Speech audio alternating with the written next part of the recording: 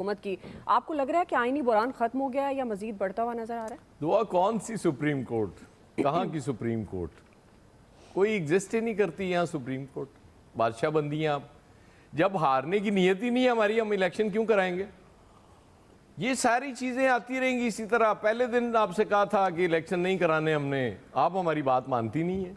अब बिला वजह उठा के सुप्रीम कोर्ट में ले जाती हैं, हाई कोर्ट्स में ले जाती हैं। लोग किस माई दलाल जरूरत है करा के दहाए मन थे इलेक्शन। जब हमने नहीं कराने तो नहीं कराने। तो सब तौहीन अदालत के लिए अब तैयार कोई कौन सी तौहीन अदालत? क्या होता है यहाँ? कुछ नहीं होता। आप बिल्कुल टेंशन ना लें। वो आपको राणा साहब ने बता तो दिया है कि गवर्नर को तौहीन अदालत में कैसे तलब करेंगे आप। वो तो आप कर ही नहीं सकते।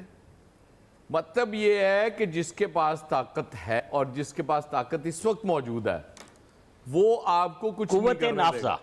जब तक वो जो भी कह लें उसको, यार कुव्वत कह लें, नाफजा कह लें, मतलब हाफजा कह लें, इससे फर्क नहीं पड़ता।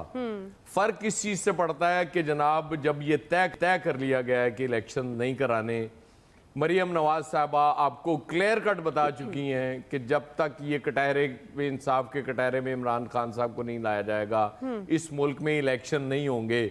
मरियम नवाज से बड़ा कोई इनमें है? कौन है? ये अटॉर्नी जनरल, वजीर कानून बेचारे ये क्या बेचते हैं यार?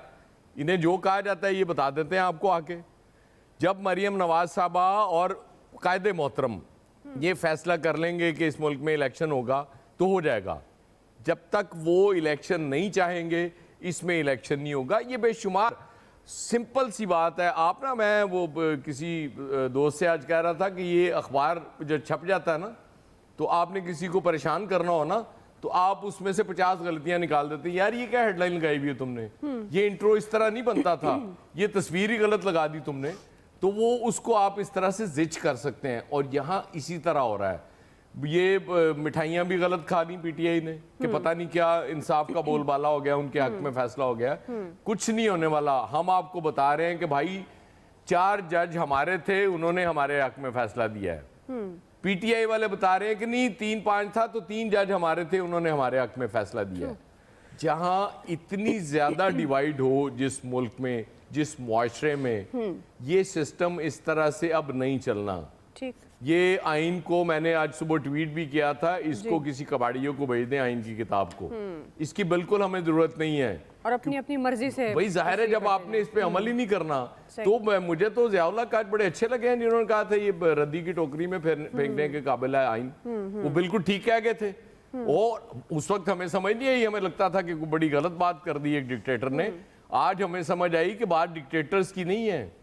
बात यह है कि ये आइन है ही इस काबिल कि इस पे हम चाहें तो अमल दरामद कर लेंगे हमारी मंशा जब होगी।